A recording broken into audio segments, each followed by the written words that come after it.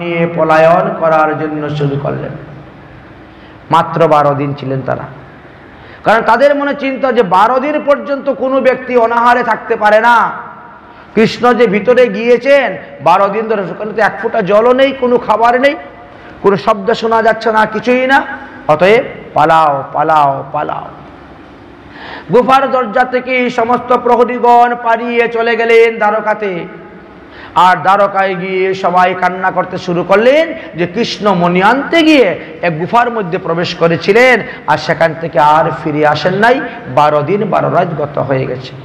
হয়তো সেখানে কোনো দৈত্য দানব ছিল বা কোনো বড় অজগর সর্পাদি ছিল, কৃষ্ণকে খেয়ে ফেলেছে। দ্বারকাবাসীগণ সত্রাজিৎ রাজাকে অভিসম্পাদ দিচ্ছেন, ওরে সত্রাজিৎ রাজা, তোমার কারণে আজকে আমরা কৃষ্ণকে হারাইলাম। চিন্তা করেন তো দেখি,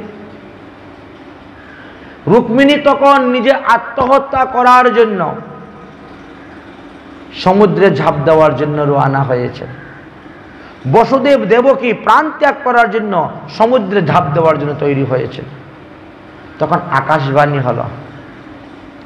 দেবী দুর্গা আকাশবাণীতে বললেন যে না, কৃষ্ণ এখনো জীবিত আছেন, তিনি যথাসময়ে ফিরে আসবেন, তোমরা প্রাণ ত্যাগ করিও না। এদিকে গুফার ভিতরে 27 দিন 27 রাত যুদ্ধ করার পরে 28 দিনের দিন সকালবেলা এই জাম্বুমান আর যুদ্ধ করতে পারতেছেন না। তিনি আর হাত পার চলতেছে না। হাত তুলে এখন কৃষ্ণকে ঘুষিও মারতে পারেন না, আর পা তুলে লাথিও মারতে পারছেন না, কারণ সমস্ত জয়েন্টের স্থানগুলা এমনই ব্যথা হয়েছে, আর শক্তি নেই। ভগবান শ্রীকৃষ্ণ এমন জুড়ে তার বুকের মধ্যে ঠাপড় মেরেছেন, একেবারে পরে কাঁপতে শুরু হয়েছে, যে এখনই মানে হৃৎপিণ্ড ফেটে যাচ্ছে, প্রাণ বেরিয়ে যাবে, ফুসফুস এমন হয়ে গেছে। ভগবান শ্রীকৃষ্ণ তখন আবার লাথি মারতে গিয়েছেন, তখন হাত দিয়ে বলছে, দাঁড়াও দাঁড়াও দাঁড়াও হে বীর পুরুষ, আমাকে একটু সময় দাও, আমি তখন বৃদ্ধ হয়ে গেছি। আমার যদি তোমার মতো যৌবন কাল থাকতো, কৃষ্ণের বয়সটা তখন 33-34 বৎসর, বা বড় জোর 35 বৎসরই, তার থেকে বেশি নয় কৃষ্ণের বয়স। আর জাম্বুমানের এখন বুঝেন তো কত বয়স, ত্রেতা যুগের জাম্বুমান, দাপর যুগে এসেছে, তার বয়সটা কত। দাঁড়াও বীর দাঁড়াও, আমি তো বৃদ্ধ হয়ে গেছি, আমার যৌবনকালে যদি তুমি আসতে, তাহলে তোমার যুদ্ধের স্বাদ আমি মিটিয়ে দিতাম, একটু অপেক্ষা করো। কৃষ্ণ দাঁড়িয়ে গেছে, ঠিক আছে, তোমাকে 1 ঘন্টা সময় দিলাম, তুমি সুস্থ হও। 1 ঘন্টা, তাহলে আর একটু বেশি সময় দিলাম, সারাদিনই সময় দিলাম। আচ্ছা ঠিক, তাহলে ভালো, তুমি এর সময় নিয়ে কি করবে সারাদিন? আমার ইষ্টদেবের পূজা করব। আজকে 27 দিন 27 রাত গত হয়ে গেছে, আমি আমার ইষ্টদেব প্রভু রামচন্দ্রের পূজা করতে পারি নাই। না স্নান, না আহ্নিক, না মন্ত্রস্মরণ, না জপ তপ, কিছুই হল না, শুধু খালি যুদ্ধ আর যুদ্ধ। অর্থাৎ হে বীর পুরুষ, তুমি আমাকে সময় দাও, আমি স্নান করে আহ্নিক করে তিলক করে ইষ্টদেবের পূজা করব, তারপরে এসে আমি তোমার সঙ্গে যুদ্ধ করব। তুমি বসো, তোমার সঙ্গে যুদ্ধ আবার করব। যাও। গুফার ভিতরে প্রবেশ করেছেন। গুফার ভিতরে প্রবেশ করিয়া তিনি আবার স্নান টান করে একেবারে পূজা শুরু করেছেন। পূজা করার পরে সেই 108টা ফুল দিয়ে যে মালা ছিল, পদ্ম ফুল, সেই মালাটা ভগবান রামচন্দ্রের গলাতে অর্পণ করেছেন। করে এবার তিনি আবার যুদ্ধের জন্য প্রস্তুত হয়ে এসেছেন, এবার যুদ্ধ করবেন। কিন্তু আসার পরে দেখেন, তোমার গলাতে এই মালা কেমন করে আসলো? কৃষ্ণকে বলতেছেন, তুমি তো বড় চতুর, তুমি কোন ফাঁক দিয়ে আমার মন্দিরে ঢুকে গিয়ে রামচন্দ্রের গলার মালা তুমি নিয়ে চলে আসলে? তোমার এত বড় সাহস, তুমি আমার প্রভুর মালা নিয়ে এসেছো? ভগবান শ্রীকৃষ্ণ বলছেন, আমি তো তোমার প্রভুর মালা আনি নাই, আমার প্রভুর মালা তুমি আনো নাই, তাহলে এইভাবে কেন? তাহলে তো যাও, তুমি গিয়ে দেখো তোমার প্রভুর মালা আমি এনেছি কিনা। তখন তিনি রওনা হয়েছেন। গিয়ে দেখেন যে রামচন্দ্রের গলার মধ্যে সেই মালাটি আছে। আশ্চর্য কথা, মালা তো আমার একটাই, 27 দিন যাবত তো কেউ মালা আনতে যায় নাই, তাহলে দ্বিতীয় মালা কোথার থেকে আসলো? রামচন্দ্রের গলায় একটি মালা, আবার সেই ব্যক্তির গলায় মালা। আবার গিয়েছে মন্দিরে, মন্দিরে গিয়ে এবার দেখেন মালা নেই রামচন্দ্রের গলায়। রামচন্দ্রের গলায় মালা কেমন? তাহলে ইনি কি ভগবান রামচন্দ্র? ইনি কি আমাকে পরীক্ষা করার জন্য এসেছেন? টনক নড়ে গেল, পূর্ব স্মৃতি কথা ফিরে আসলো। আহা, ভগবান রামচন্দ্র আমাকে 10,000 সিংহের বল দিয়েছিলেন। তখন আমি ভগবানকে বলছিলাম, হে প্রভু, রাবণ তো আজ নেই, যদি রাবণ বেঁচে থাকতো তাহলে তার সঙ্গে যুদ্ধ করে দেখতাম 10,000 সিংহের বল আমার শরীরে আছে কি না। এখন তো একমাত্র আপনি হলেন পৃথিবীর মধ্যে শ্রেষ্ঠ বীর, কিন্তু আপনি আমার ইষ্টদেব, আপনার সঙ্গে যুদ্ধ করা যাবে না। তখন ভগবান বলছিলেন, যাও, দাপর যুগেতে আমি তোমার যুদ্ধের মনোবাসনা পূর্ণ করব। তাহলে কি সেই রামচন্দ্রই এই রূপ ধারণ করে এসেছেন? 7 পা চিন্তা করতে করতে করতে করতে এসে ভগবান কৃষ্ণচন্দ্রের চরণে পড়লেন। হে প্রভু, আপনি কে? আমাকে পরিচয় দিন। আপনি কি কিছু ইঙ্গিত বুঝেন না আপনারা? হ্যাঁ, আপনি কি সেই আমার অধিষ্ঠাত্রী দেবতা ভগবান রামচন্দ্র? ভগবান শ্রীকৃষ্ণ বলেন, হ্যাঁ তাই। তো প্রভু, আপনি এইভাবে কেন এসেছেন? বলে, আমি এই মণিকে নেওয়ার জন্য এসেছি। মণির সমস্ত ঘটনা খুলে বললেন। অতএব তুমি এই মণিটা আমাকে দাও, আর এই মণি নিয়ে আমি সবাইকে দেখাবো। সত্যজিৎ রাজাকে বলবো, দেখো সত্যজিৎ রাজা, আমি তোমার মণি চুরি করি নাই, আমি তোমার ভাই প্রসেনকে বধ করি নাই, তার প্রমাণ এই দেখো। অতএব তুমি মণিটা আমাকে দাও। জাম্বুবান তখন চিন্তা করলেন, মণি যখন দিব তাহলে আমার মেয়ে জাম্বুবতী কৃষ্ণের কাছে বিয়ে দিয়ে দেই। ভগবান শ্রীকৃষ্ণের কাছে বিয়ে দিয়ে দিব, আর বিয়ের যৌতুক রূপে কন্যাদান করলে দানের যৌতুক দিতে হয়, আর সেই কন্যাদানের যৌতুক রূপে আমি এই মণিটা দান করে দিব। বুঝেছেন? ভগবান শ্রীকৃষ্ণ বললেন, না, তা হবে না। একটা নিয়ম আছে, নিয়মটা হলো বড় রানী যদি আদেশ না দেয় তাহলে দ্বিতীয় বিবাহ করা যায় না। অতএব আমার ঘরে তো রানী আছেন, রুক্মিণী, প্রথম বিবাহ হয়েই গেছে, এখন তিনার অনুমতি ছাড়া দ্বিতীয় বিবাহ করা যায় না। আমার মেয়ে যদি বিয়ে করে না নিয়ে যাও, আমি মণি দিব না। এবার কি হবে ঘটনা? যা হবার তো যুদ্ধ আগে হয়ে গেছে, এখন তো আর প্রভু আর ভক্তের মধ্যে আর যুদ্ধ হবে না। তখন জাম্বুবতী আসলেন। জাম্বুবতী এসে ভগবানের চরণে পড়লেন, মিনতি করছেন, আর জি হামারি মর্জি তুমহারি, হে নন্দ নন্দন বাকে বিহারি, আর জি হামারি।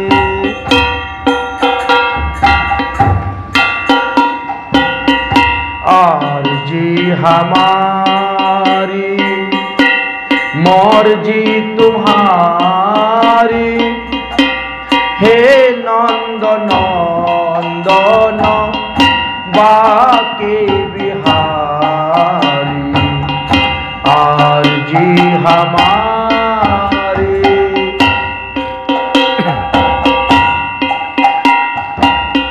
হে অন্তর্যামী सबकी स्वामी, हे अंतर्यामी सबकी स्वामी, हे नंद नंदन गिरिवरधारी, আর जी हमारी मर्जी तुम्हारी, हे नंद नंदन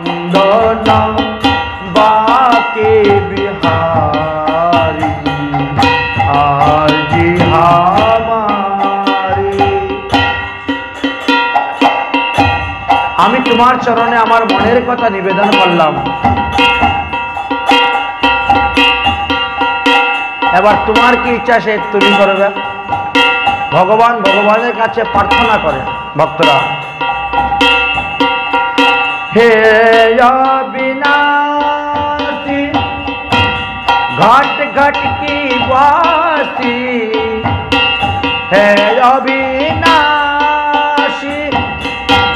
ঘট ঘট কি বাসী, হে নন্দনন্দন হে বংশীধারী,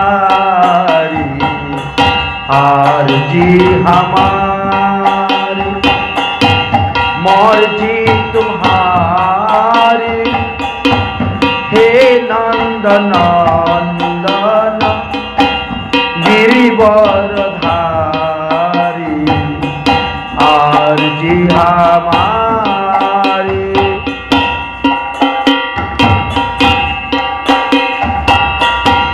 पूजा के विधि मैंने की जानो, हे तुम के मोर जानो मोर अभिमानी, कृपा करो में भक्त तुम्हारी, हे नंदनंदन गिरिवरधारी, आरजी हमारी।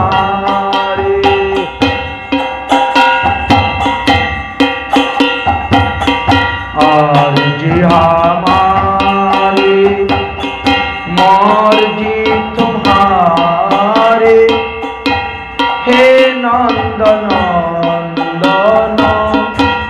बाके बिहारी। ভক্ত ভগবানের চরণে পড়ে গেলেন, আত্মনিবেদন করে দিলেন জাম্বুবতী। তখন আর ভগবান বিধির অপেক্ষা করলেন না। ভক্তের ভক্তি এমনই, ভক্তের প্রেম এমনই, সেখানে বিধি আর কোনো কাজ করে না। সেখানে বিধির কমি হলেও দোষ হয় না। আপনারা আমরা যখন ভগবানের ভোগ দিয়ে কি করি, ভোগের আগে জল দিয়ে চতুর্কোণ অঙ্কন করি, তাই না? তারপরে চারকোণাকে পূজা করি, তারপরে ভোগের থালা সেখানে দেই, তারপরে গঙ্গার জলের ছিটা দেওয়া হয় ভোগের উপরে, তারপরে ধেনু মুদ্রা দেখানো হয়, তারপরে তুলসী পাতা দিয়ে ভোগ নিবেদন করা হয়, তারপরে চক্র মুদ্রা দেখানো হয়, অবগৌটন মুদ্রা দেখানো হয়, ঘ্রাস মুদ্রা দেখানো হয়, পঞ্চপ্রাণ মুদ্রা দেখানো হয়, তারপরে ভগবান সেইটা সেবা গ্রহণ করেন। সুদামা যখন চারি মুষ্টি চিরা নিয়ে গিয়েছিল তখন কি এইগুলা করেছিল? কেন? প্রেম ভক্তি এমনই বস্তু। প্রেম ভক্তির কাছে বিধিমার্গ কিছুই নয়। যতক্ষণ পর্যন্ত প্রেম ভক্তি লাভ করতে পারেন নাই ততক্ষণ পর্যন্ত আপনি বিধির পিছনে পিছনে যাবেন। যেই আপনি প্রেম ভক্তি লাভ করে নিয়েছেন, এখন বিধি আপনার পিছনে পিছনে যাবে। বুঝেছেন? এটাই হলো নিয়ম। ভগবান শ্রীকৃষ্ণ তার প্রেম তার ভক্তি দেখে এতই প্রসন্ন হয়ে গেলেন, আর রুক্মিণীর আদেশের অপেক্ষা থাকলো না। জাম্বুবতীকে বিবাহ করলেন, আর করে সমন্ত পঞ্চক মণিকে নিয়ে তিনি এসে উপস্থিত হয়েছেন দ্বারকায়।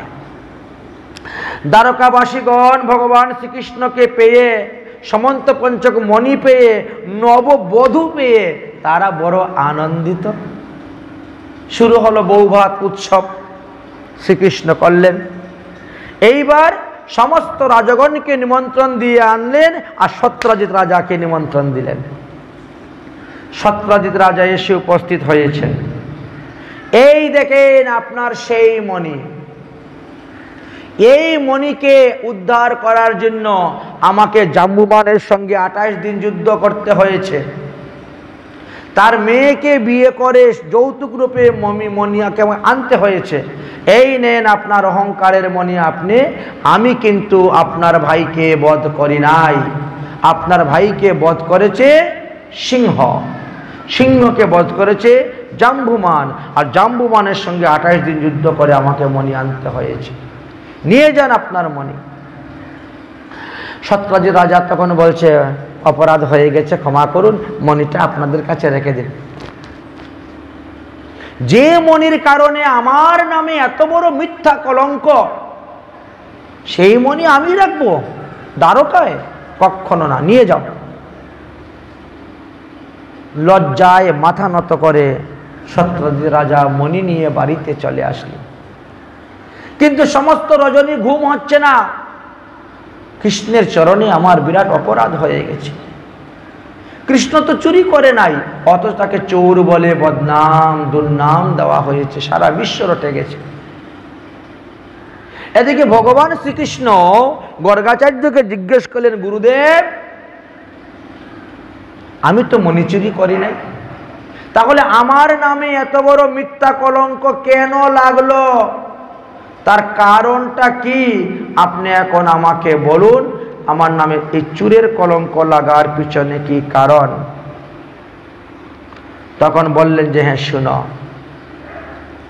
ভাদ্র মাসের কৃষ্ণপক্ষের চতুর্দশীতে যদি কোনো ব্যক্তি আকাশের চাঁদ দেখে, তাহলে সে তার গায়ে কলঙ্ক লাগবে, মিথ্যা কলঙ্ক।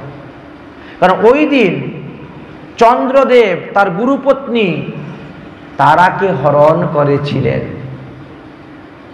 অতএব যে ব্যক্তি ওই দিন আকাশের দিকে তাকাবে, আকাশের চন্দ্রকে দেখবে, তারও কিন্তু ওই রকম মিথ্যা কলঙ্ক লাগবে, চুরির কলঙ্ক লাগবে। তুমি হয়তো দেখেছিলে, এই জন্য তোমার লাগলো। আচ্ছা দেখেন তো, ভগবানকেও পর্যন্ত ছাড়লো না, আর তোমার আর আমার কথা কি বলবো? ভগবান দেখাচ্ছেন, যাকে যে ক্ষমতা দিয়েছেন, যাকে যে পাওয়ার দিয়েছে, সেটা থাকবেই তো, সে তার প্রয়োগ করবে। যাই হোক, সত্রাজিৎ রাজা মনে মনে চিন্তা করলেন, তাহলে আমি এই মণিটা কৃষ্ণকে কিভাবে দিতে পারি? মণি দেওয়ার কোনো উপায়ই তিনি খুঁজে পাচ্ছেন না। কারণ সত্রাজিৎ রাজার যে কন্যা ছিল, সেই কন্যার দেখাশোনা এবং বর কথাবার্তা সব তৈরি হয়ে আছে। শতধন্বা নামে এক ব্যক্তির কাছে তিনি বিবাহ দিবেন। এই জন্য একেবারে কথাবার্তা পাকাপোক্ত করা আছে। এখন তিনি মনে মনে চিন্তা করছেন, এখন যদি আমি সেইখান থেকে বিবাহটাকে সরিয়ে দিয়ে এখন যদি আমি কৃষ্ণের কাছে বিয়ে দিয়ে দিই, একদিকে হয়তো তার কাছে আমি খারাপ হতে পারি, কিন্তু তখন তো আমি এই বিয়ে দিয়ে কন্যাদানের উপলক্ষে যৌতুকটা দিয়ে দিতে পারবো। এই জন্য তিনি কি করছেন, সত্যভামাকে সুন্দর করে সাজিয়ে গুজিয়ে সকালবেলায় গিয়ে দ্বারকায় উপস্থিত। দ্বারকাধীশ শ্রীকৃষ্ণ কা জয় হোক। ভগবান শ্রীকৃষ্ণ বেরিয়েছেন, কি ব্যাপার? দেখেন, যা হবার তো হয়ে গেছে। অনেক অনুরোধ করা সত্ত্বেও আপনি মণিটা গ্রহণ করলেন না, তাই আমার মেয়ে সত্যভামাকে আপনার হস্তে আমি অর্পণ করব, আর যৌতুক রূপে, কন্যাদানের যৌতুক রূপে এই মণিটা দান করব, গ্রহণ করুন। ভগবান শ্রীকৃষ্ণ বলছেন, মণি আমি গ্রহণ করব না কোনো অবস্থাতেই। তাছাড়া আপনার মেয়ের তো বিয়ে আরেক জায়গায় ঠিক হয়ে আছে, আশীর্বাদ দেওয়া হয়ে গেছে, মঙ্গলাচরণ দেওয়া হয়ে গেছে, আর এখন আবার সেই মেয়ে আমার কাছে বিয়ে দিবেন না? বলে হ্যাঁ, আমার মেয়ে, আমি যার কাছে খুশি তার কাছে বিয়ে দিব, মেয়ে তো আমার।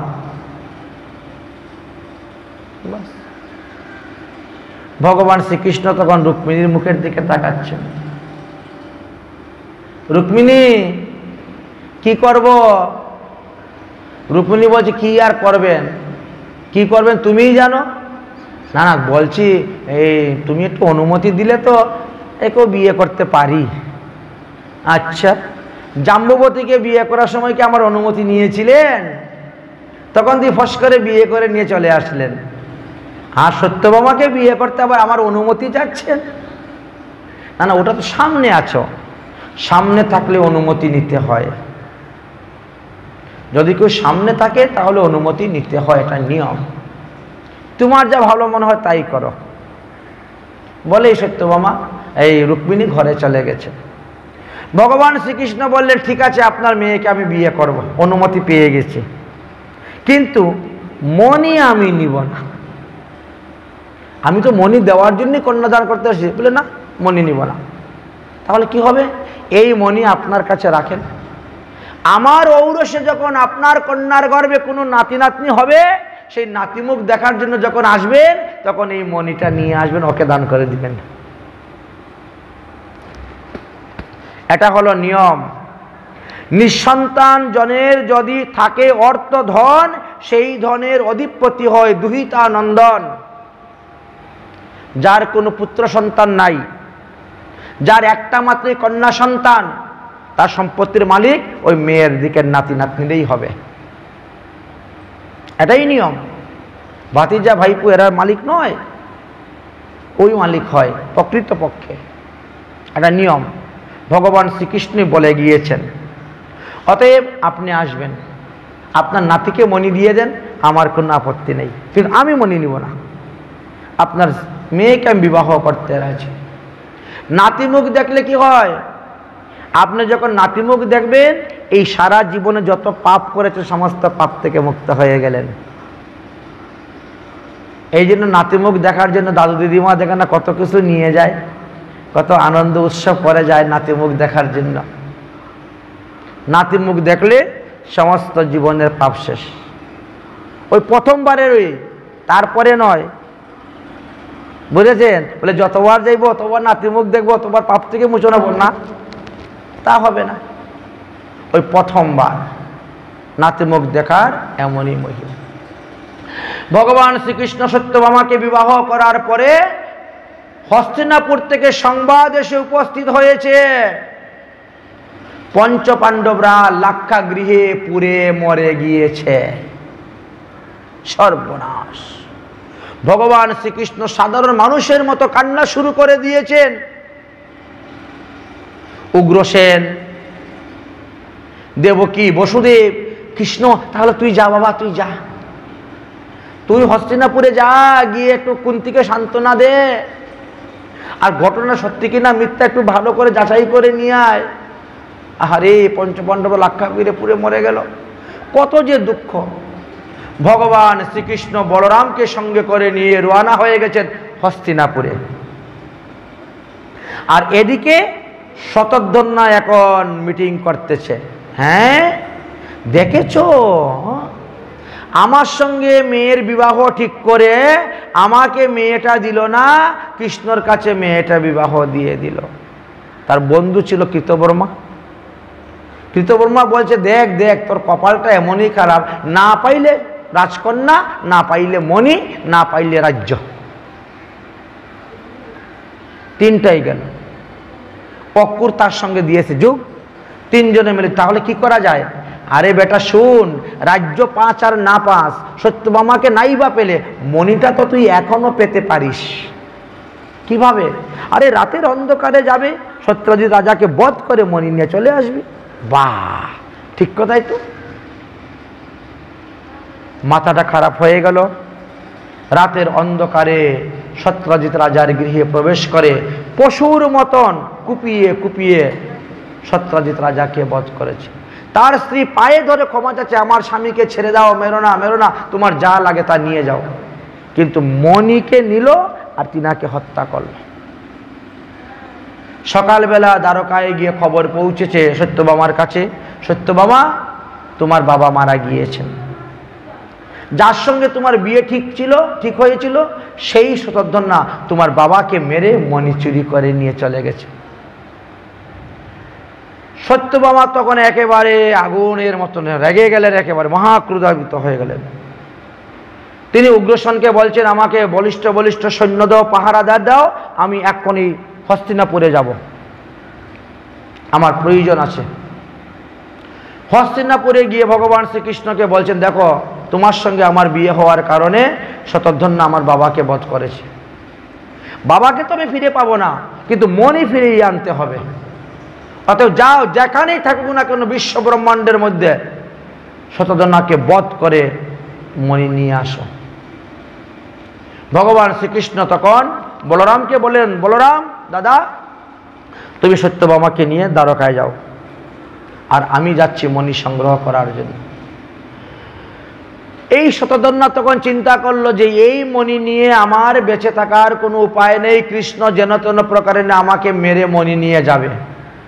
এই জন্য তিনি কি করলেন, কৃতব্রহ্মা আর অক্কুরকে বললেন, ভাই মণিটা তোমাদের কাছে লুকিয়ে রেখে দাও, যদি আমি প্রাণে বেঁচে যাই তাহলে 10-12 বছর, 15 বছর, 20 বছর পরে না হলে আমিও ফিরে আসব, আমি আত্মগোপন করে থাকবো, আর তখন এই মণির যা অংশ সব ভাগাভাগি করে নিব। কারণ মণি তো প্রতিদিন 8 বার সুবর্ণ দান করতেছে। আমরা কিন্তু 3 বন্ধু, বিশ্বাসঘাতকতা করবো না, প্রতারণা হবে না, এই কথা বলে শতধন্য অক্কুর মহাশয়ের কাছে মণি রেখে দিয়ে তিনি চলে গিয়েছেন।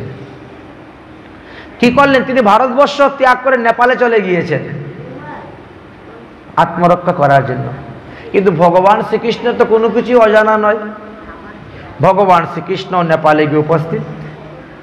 দাঁড়াও দাঁড়াও শতধন্য, দাঁড়াও। শতধন্য তো প্রাণ পরে ছুটে পালাচ্ছে।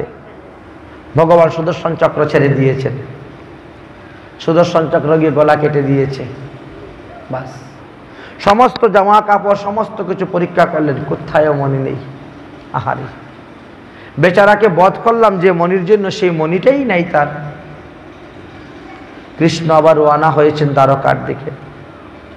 এদিকে কি হয়েছে, এদিকে দ্বারকাতে অক্কুর মহাশয় চিন্তায় পড়ে গেলেন, মণিটা আমার কাছে আছে, এই কথা যদি কৃষ্ণ জানতে পারে তাহলে তো আমাকেও বধ করবে, অতএব আমিও পালাই। এখন পালিয়ে তিনি কোথায় যাবেন, পালিয়ে তিনি মামার বাড়ি চলে গেলেন কাশীতে। ছোটবেলা যদি আমাদেরকে মা বাবা মারতো বকতো, কি করতাম, পালিয়ে মামার বাড়ি চলে যেতাম। তো তোমাদের জীবনে হয় না হোক, আমার জীবনে হয়েছে, আমি কিন্তু অনেকবার করেছি। বাবার হাতের মায়ের খেয়ে মামার বাড়ি চলে যেতাম পালিয়ে, শুনেছেন? ওখানে তো খুব আনন্দ, স্বাধীনতা, কেউ মারবে না, হাজার দুষ করলেও, শত অপরাধ ক্ষমা মামার বাড়িতে। তো অক্কুর মহাশয় মামার বাড়ি চলে গিয়েছেন কাশীতে। প্রতিদিন 8 বার শোনা পাচ্ছেন, কি করবেন, শুরু করলেন সাধু সেবা, সাধু সেবা, বৈষ্ণব সেবা, আর এই হোম যজ্ঞ। কাশীতে যজ্ঞ শুরু করেছেন। প্রতিদিন যজ্ঞতে লক্ষ আহুতি দেওয়া হচ্ছে, প্রতিদিন হাজার হাজার লোকে প্রসাদ পেয়ে যাচ্ছে, বস্ত্রদান অর্থদান করে যাচ্ছেন, এই ওইটা দিয়ে সব ব্যবহার করতেছেন। কিন্তু অক্কুর মহাশয় যখন দ্বারকার থেকে চলে আসছেন, তখন দ্বারকার মধ্যে না সবার রোগ সুখ ব্যাধি শুরু হয়ে গেল। কখনো কখনো সমুদ্রে জল ঢেউ মেরে উঠে দ্বারকার অনেক বাড়িঘর নষ্ট করে দিচ্ছে, বড় ক্ষয়ক্ষতি হয়ে যাচ্ছে। তখন বৃদ্ধ বৃদ্ধ যারা ছিলেন যদুবংশের লোক, তারা বলছেন, দেখো অক্কুর দ্বারকায় নাই বলে আজকে দ্বারকার মধ্যে এত উৎপাত, এত অশুভ দেখা যাচ্ছে। কারণ অক্কুর হলেন সফলকের পুত্র, যার বাবা বিরাট বড় এক তপস্বী ছিলেন, সাধু ছিলেন। তো সাধুর ছেলের উপরে তো কিছু না কিছু তার শক্তি আসেই।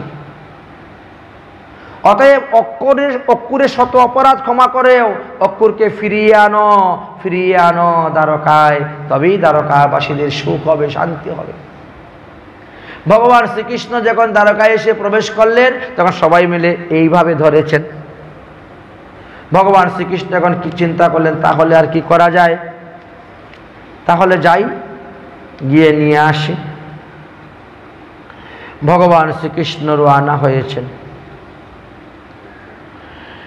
কাশীতে গিয়ে উপস্থিত হলেন ভগবান শ্রীকৃষ্ণচন্দ্র। কাশীতে গিয়ে দেখেন বিরাট ভান্ডারা চলছে, দিন রাত প্রসাদ বিতরণ হচ্ছে, লঙ্গর রান্নাই হচ্ছে। বাহ, ঠিক আছে কাকাজি ধরেন সদ্ব্যবহার করতেছে, যে বস্তু পেয়েছি সেই বস্তু সৎপথে ব্যয় করতেছে। এই জন্য কাকাজির উপরে আর রাগ করলেন না, কোনো ক্রোধ নেই। ভগবান শ্রীকৃষ্ণ গিয়ে বলছেন, কাকাজি, হে দানবীর, তোমার কাছে এই মণি থাকা যথার্থ। তুমি এই মণির অর্থকে সদ্ব্যবহার করিতেছ। যেমনে ফিরে তাকিয়েছে অমনি দেখেছে কৃষ্ণ সর্বনাশ, ভয় পেয়ে গেছেন। কিন্তু কৃষ্ণ অভয় দান করতেছেন, করে তাকে ধরে আরো আলিঙ্গন করতেছেন, আলিঙ্গন করতেছেন। আহা, তোমার কাছে এই বহুমূল্যবানের এই মণিটি আছে, তোমার কাছে দাম। কিন্তু অক্রূর বলছে, মণির থেকে তুমি তো আরো বেশি দাম আমার কাছে।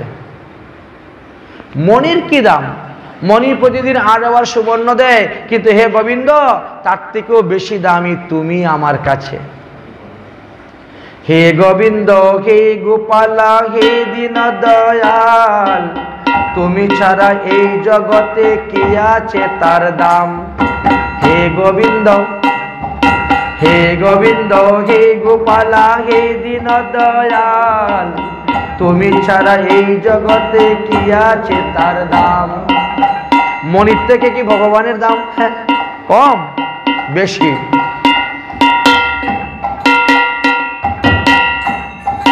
হে গোবিন্দ, হে গোপালা, হে দীন দয়াল, তুমি ছাড়া এই জগতে কি আছে তার দাম।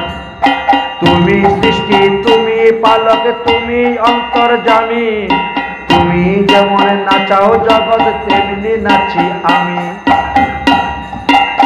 তোমারই প্রেরণায় এই মণি নিয়ে আমি এসেছি, আর তুমি আমাকে সদ্বুদ্ধি দিয়েছ মণি সদ্ব্যবহার করার জন্য। আমি তো অপরাধী, তুমি যা শাস্তি দিবে তা আমি মাথায় করে নেব। জন্ম কবে মৃত্যু কবে তোমার খাতায় লিখা, তুমি যেমন নাচাও নাচি সবই তোমার লেখা। আমাদের জন্ম মৃত্যু সব তোমারই হাতে, তুমি যেভাবে নাচাও সেভাবে নাচি। তুমি হলে নটক, তুমি হলে সূত্রধর। সর্বশ্রেষ্ঠ মানব জনম পেয়ে তোমার কৃপায়, মনের আশা পূর্ণ করব, মনি দিব তোমায়। আমার মনের আশা পূর্ণ করে দাও গোবিন্দ, এই মণি আমি তোমাকে দিয়ে দিচ্ছি, যাও তুমি মণি নিয়ে যাও। করছ লীলা, করছ কেলা, ভক্ত সঙ্গ মিলি, অন্তিম কালে পাই যেন তোমার রাঙ্গা চরণ। করছ লীলা, করছ খেলা, ভক্ত সঙ্গে মিলন, অন্তিম কালে পাই যেন তোমার রাঙ্গা চরণ। তুমি ভক্তদের সঙ্গে কথা লীলা করে বেড়াচ্ছ। দিন গেল, দিন গেলে জয় সন্ধ্যা হলো, নাহি বললাম তোমা, দ্বারকাতে চলো এখন করে সত্যভামা। দ্বারকাতে চলো এখন কি করে সত্যভামা। ভগবান শ্রীকৃষ্ণচন্দ্র বলছেন, এইসব কথা থাক কাকাজি, তুমি এখন আমার সঙ্গে দ্বারকায় চলো। কেন বাবা, আমি দ্বারকায় যাব কেন? আমি মামার বাড়ি আছি, সে ভালো। না না, মণিটাকে নিয়ে তো তোমাকেই যেতে হবে। না না, মণি আমি তোমাকে দিয়ে, আমি এই মণি ধরবই না। যে মণির কারণে আমার এত বড় কলঙ্ক হয়েছে, সেই মণি আমি আমার হাতে ধরবো না, আর স্পর্শ করবো না।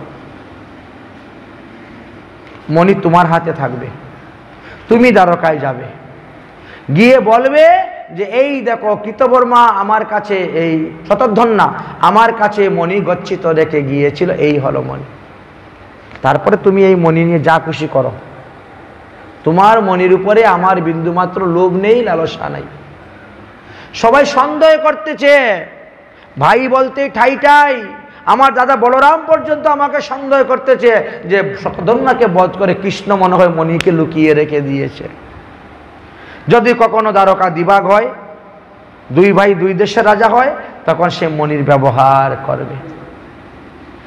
এই বলরাম দাদার সন্দেহ ভঞ্জন করার জন্য কাকাজি এই মণি তোমাকে নিয়ে যেতে হবে। অক্রূর মহাশয় মণি নিয়ে গিয়ে উপস্থিত হয়েছেন। উগ্রসেনের কাছে মণিটা দিয়ে দিয়েছেন।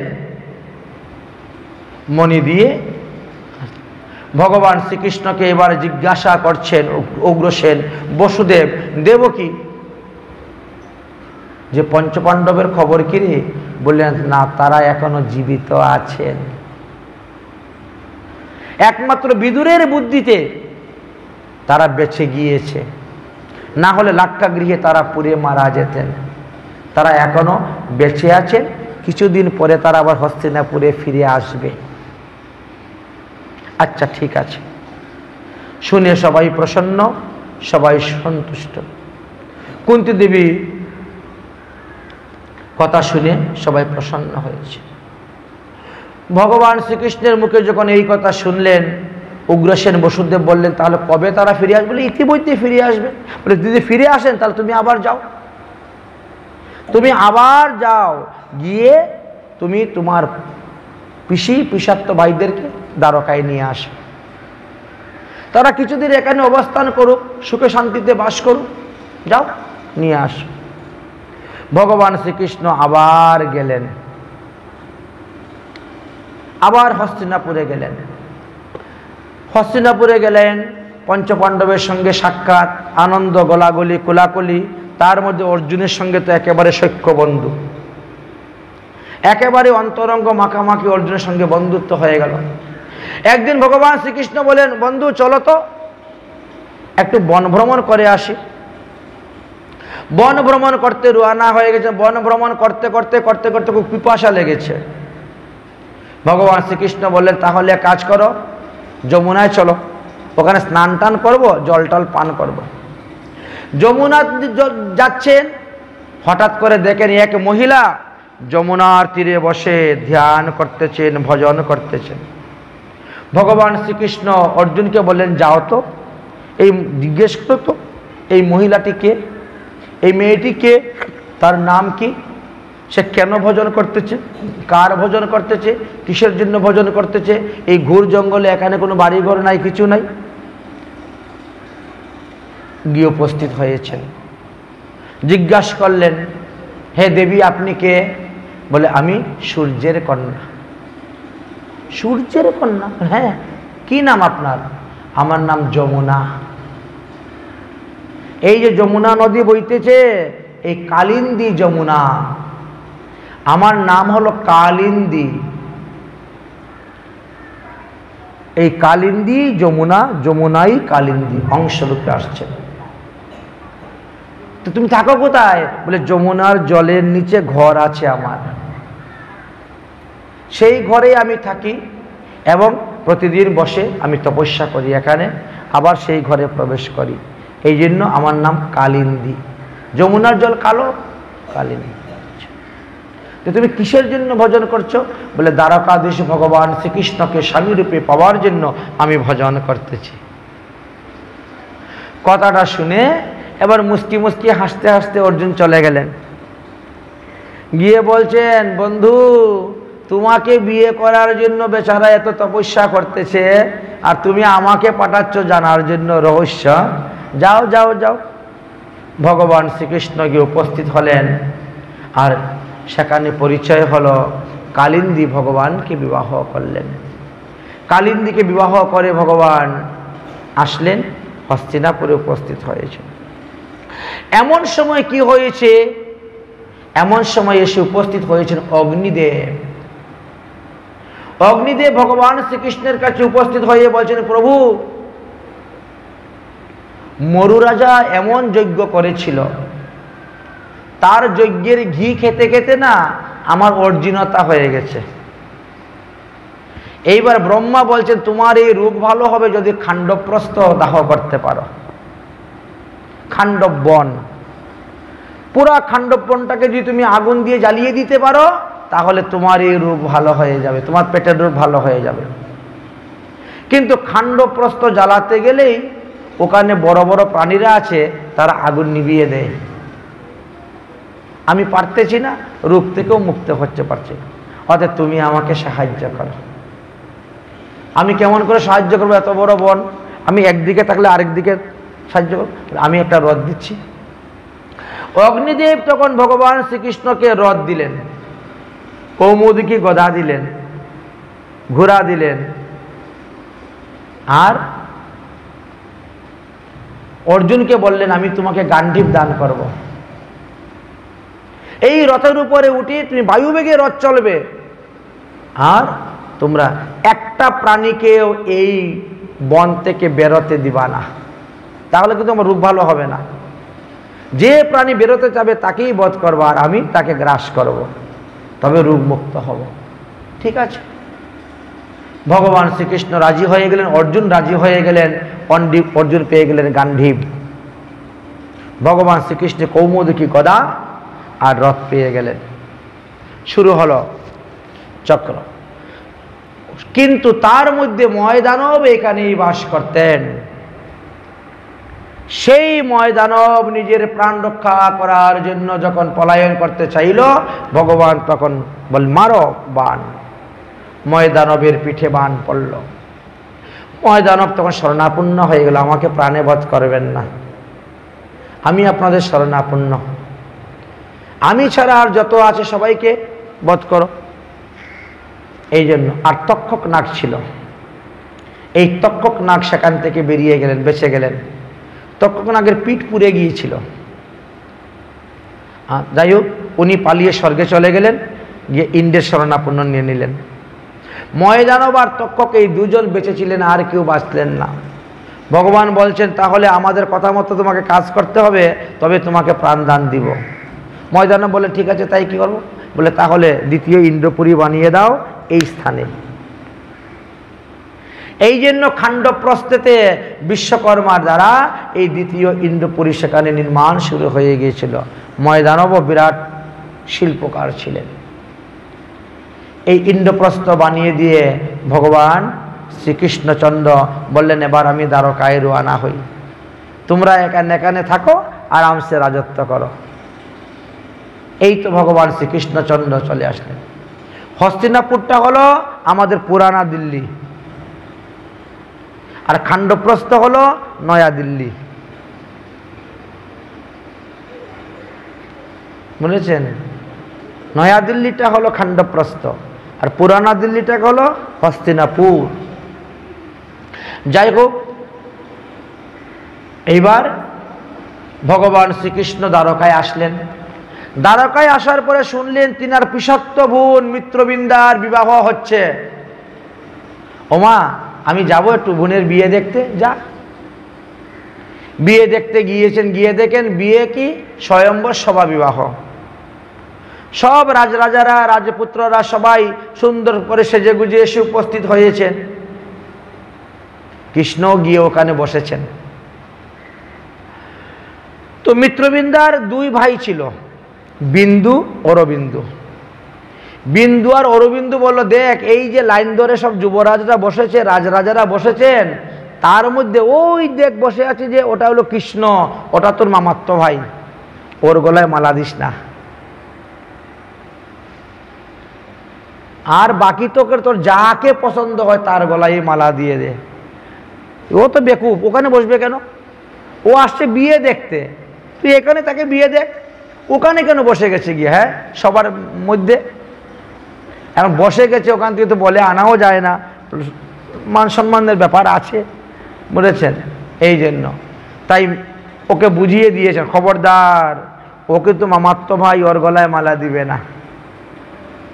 মিত্রবৃন্দা ঘুরতে ঘুরতে ঘুরতে ঘুরতে পছন্দ মতো পায় নাই, ওর গলায়, কৃষ্ণের গলায় মালা দিয়ে দিয়েছে। এই কি করলি, এ কি করলি, তোর মামাত্ম ভাই, মামাত্ম ভাই, এই মামাত্ম ভাই পিসাত্ত বোনে বিয়ে হয় নাকি? এইটা কি হবে না? হবে না, হবে না। কৃষ্ণ হাত ধরে টান ভেঙে দিয়ে দৌড়, আমার গলায় মালা দিয়েছে আর হবে না এখন বিয়ে, থাক তাদের বিধিবিধান পরে থাক, আমি পালাই।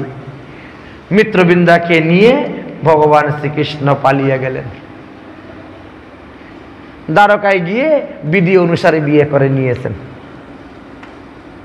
বিধি অনুসারে বিবাহ হয়ে গেল। আর ভগবান তো কর্তুম অকর্তুম সব করতে পারেন, তিনারটা দেখে আমরা করলে হবে না, আমাদের অপরাধ হবে। এইবার শুনলেন নাগনাজিতা নামে এক মেয়ের বিবাহ হবে। আচ্ছা, এই নাগনাজিতার নাম আবার সত্যাও আছে। এই নাগনাজিতাকে বিবাহের কিন্তু বিরাট বড় পণ আছে। ভগবান শ্রীকৃষ্ণ সেই পণের কথা শুনলেন। কি পণ আছে? বলে মাটির জলের নিচে একটা পাত্র আছে, পাত্রের মধ্যে তাকাইলে জলের দিকে, জলের মধ্যে একটা মৎস্য দেখা যায়, কিন্তু উপর দিকে তাকাইলে মৎস্য দেখা যায় না। এই জলের দিকে তাকিয়ে সেই মৎস্যটাকে যে বিধ করতে পারবে সে তাকে বিবাহ করতে পারবে। চারটিখানি কথা নাকি? কর্ণ এসে পর্যন্ত পারে নাই, অর্জুন এসে পর্যন্ত পারেন নাই, কিন্তু ভগবান শ্রীকৃষ্ণ পেরেছিলেন এবং বিবাহ করেছিলেন। তারপরে শুনলেন তিনার পিসত্ব বোন ভদ্রার বিবাহ। সেখানে গেলেন, আর সেখানে গিয়েও পিসত্ব বোনকেও বিবাহ করে নিয়ে আসলেন। তারপরে তিনি শুনতে পেলেন যে লক্ষণার বিবাহ মদ্রদেশে। এ বড় বিচিত্র বিবাহ। 60টা ষাঁড়কে যুদ্ধ করে পরাজিত করে একটা রশির মধ্যে বেঁধে যে আনতে পারবে তার সঙ্গে তিনি বিবাহ দিবেন। আর বড় দুষ্ট প্রকৃতির ছিল এই ষাঁড়গুলা, সাধারণ ব্যক্তি পারে নাই। এই 60টা ষাঁড়ের সঙ্গে যুদ্ধ করতে গিয়ে কত রাজরাজারা মারা গিয়েছে, কত রাজরাজাদের হাত পা ভেঙেছে না, এই অবস্থা। কিন্তু ভগবান শ্রীকৃষ্ণ স্বয়ং 60টি রূপ ধারণ করে তাদের সঙ্গে যুদ্ধ করে তাদেরকে একসঙ্গে বেঁধে নিয়ে চলে এসেছিল। তাহলে এইভাবে ভগবান শ্রীকৃষ্ণের 8টা বিবাহ হয়ে গেল। ভস্মী জাম্বুবতী সত্যভামা ভদ্রাশ্চ লক্ষ্মণা নগ্নাজিতা কালিন্দী মিত্রবৃন্দা চ অষ্ট পাটরানী। ভগবান শ্রীকৃষ্ণের 8 জন পাটরানী হয়ে গেছেন। বেশ ভালোই, মনের আনন্দে দিনরাত কাটাচ্ছেন, সুখেই আছেন। একদিন দেবরাজ ইন্দ্র দ্বারকায় এসে উপস্থিত। হে প্রভু, আপনার এক পুত্র আছে, প্রাগজ্যোতিষপুরে তার বাড়ি, নাম হলো তার নরকাসুর। আমার পুত্র? হ্যাঁ, আপনি যখন বরাহ রূপ ধারণ করে পৃথিবীকে রসাতল থেকে তুলেছিলেন তখন এই পৃথিবী দেবীর সঙ্গে আপনার বিবাহ হয়েছিল। আপনি পৃথিবী দেবীকে গর্ভদান করেছিলেন, সেই গর্ভতে যে সন্তান হয়েছিল তার নাম হলো ভূমাসুর বা নরকাসুর। আপনারই তো ছেলে, আপনি তো মৎস্য কুর্ম বরাহ নৃসিংহ বামন কত রূপ ধারণ করতেছেন। আপনারই ছেলে এতদিন তো খুব ভালোই ছিল, কিন্তু এখন দুষ্ট রাজগণের সঙ্গ করতে করতে তারও দুষ্ট শুরু হয়ে গেছে। সে আমার নন্দন কানন দখল করে নিয়েছে, আমি নন্দন কাননে বেড়াতে পারি না। সে আমার মায়ের কানের কুণ্ডল চুরি করে নিয়েছে, সে বরুণ দেবের ছত্র চুরি করে নিয়েছে। আবার কি জানেন, 21,000 বিয়ে করবে বলে সংকল্প নিয়েছে। যেখানেই সুন্দর সুন্দর কন্যা দেখে তুলে নিয়ে চলে আসে, জোরপূর্বক বিয়ের আসর থেকে তুলে নিয়ে চলে আসে। বিবাহ বাসর থেকে তুলে নিয়ে চলে আসতেছে, স্কুল থেকে, কলেজ থেকে, মাঠ থেকে, ঘাট থেকে, নদী থেকে, স্নান থেকে, হাট মাঠ বাজার, যেখানে যে সুন্দরী মেয়ে দেখে বাস তুলে নিয়ে চলে আসে। আর এইভাবে করতে করতে 16,100 জন তার কারাগারে বন্দী। খেতে দে, খেতে দে, কাপড় চোপড় দে, খেতে দে, পড়তে দে, কিন্তু তার সংকল্প আমি 21,000 কন্যা একত্র করব, তারপরে একদিনে বিয়ে করব। তার মধ্যে 16,100 হয়েই গেছে। বড় ভয়ঙ্কর এই অসুর, তাকে এত সহজে কেউ মারতে পারবে না। সে অমরবর লাভ করার জন্য ব্রহ্মার তপস্যা করেছে, কিন্তু ব্রহ্মা তখন তাকে এমনভাবে ঘুরিয়ে অমরবর দিলেন, যদি স্বামী স্ত্রী একসঙ্গে একই আসনে বসে তার কাছে গিয়ে পৌঁছতে পারে তাহলে সেই ব্যক্তি তাকে মারতে পারবে, না হলে অন্য কেউ মারতে পারবে না। আর সে বড় বড় মল্লবীর করে রেখেছে, তার বাড়িতে পৌঁছতে গেলে 7টা গেট পার হতে হয়। উপরে বড় বড় রশি দিয়ে জাল তৈরি করা, আকাশমার্গে বিমান যুগেও কেউ তার এখানে পৌঁছতে পারবে না। আর নিচে দিয়েও যেতে পারবে না। কারণ কি জানেন? প্রথমে তার বাড়ির চতুর্দিকে বিরাট বড় গভীর খাল, খালের মধ্যে সব সময় বরফের মতন জল। তারপরে আবার কতগুলো মাটি আছে চতুর্দিকে ঘুরিয়ে, পাহারাদার, তার সৈন্যগণের বাড়িঘর আছে। তারপরে আবার বিরাট বড় একটা খাল, সেটার মধ্যে সম্পূর্ণ টকবক করে গরম জল ফুটতেছে। তারপরে আবার সৈন্য পাহারাদার বাড়িঘর আছে। তারপরে আবার বিরাট বড় একটা খাল চতুর্দিকে ঘুরিয়ে, তার মধ্যে 24 ঘন্টা আগুন ধাউ ধাউ করে জ্বলে। তারপরে আবার লোকজনের বাড়ি আছে, আবার একটা পরিঘা আছে, তারপরে আবার আরেকটি খাল। এইভাবে করে করে 60টি পরিঘ, 60টি খাল, 60টি দরওয়াজা অতিক্রম করে তার কাছে পৌঁছতে পারবে এত পবন দেবতারও সাহস নেই, কোনো দেবতারও সাহস নেই। কারণ এর আগেই তো মরে যাবে। এমন এমন সৈন্য, আর মায়াবীর সৈন্য, এরা রাক্ষস, অসুরা তো বিভিন্ন প্রকার মায়াবিদ্যা জানে। অতএব প্রভু, আপনি ছাড়া দ্বিতীয় কেউ এই ভূমাসুরকে মারতে পারবে না। এই ভূমাসুরের গড়ে 16,100 রাজকন্যাগণ বন্দী আছেন, তাদেরকে আপনি উদ্ধার করুন আর এই দুষ্টকে আপনি সংহার করুন। ভগবান শ্রীকৃষ্ণ সত্যভামাকে বলছে, সত্যভামা চলো, আজকে তোমাকে নিয়ে স্বর্গে ঘুরতে যাব। সত্যভামা তো খুব আনন্দ, এক কথায় একেবারে রাজি হয়ে গেছে, সেজে গুজে একেবারে এসে বসে গেছেন। ভগবান শ্রীকৃষ্ণ গরুর পৃষ্ঠে সত্যভামাকে নিয়ে বসেছেন। স্বর্গে যাবেন বলে রওনা হয়েছেন প্রাগজ্যোতিষপুর এই নরকাসুরের বাড়ির দিকে। গিয়ে প্রথমেই অস্ত্রের দ্বারা রশি কেটে দিয়েছেন, উপরে রশি কেটে রাস্তা জাল কেটেই ভগবান শ্রীকৃষ্ণ ঢুকে গেলেন ভিতরে। শুরু হলো যুদ্ধ। যুদ্ধ করতে করতে করতে করতে ভগবান শ্রীকৃষ্ণ এই 16,100 এই নরকাসুরের সমস্ত সৈন্যগণকে বধ করলেন, নরকাসুরকে বধ করলেন এবং কারাগার থেকে 16,100 মহিলাদেরকে মুক্ত করলেন। যাও, তোমরা নিজ নিজ বাড়িতে চলে যাও, নিজ নিজ স্বামীর কাছে চলে যাও, যার যেখানে বিবাহ ঠিক হয়েছিল যাও সেখানে বিয়ে করো গিয়ে। তারা বলছে, প্রভু এখন আমরা বাড়িতে গেলে কোনো পুরুষ আমাদেরকে বিবাহ করবে না, কারণ সব পুরুষেরই সন্দেহ থাকে, হয়তো আমার স্ত্রী এতদিন ধরে এখানে ছিল, নিশ্চয়ই তার সতীত্ব নষ্ট হয়ে গিয়েছে, সে দুশ্চরিত্র হয়ে গেছে, সে কলঙ্কিনী, কোনো পুরুষ আমাদেরকে বিবাহ করবে না।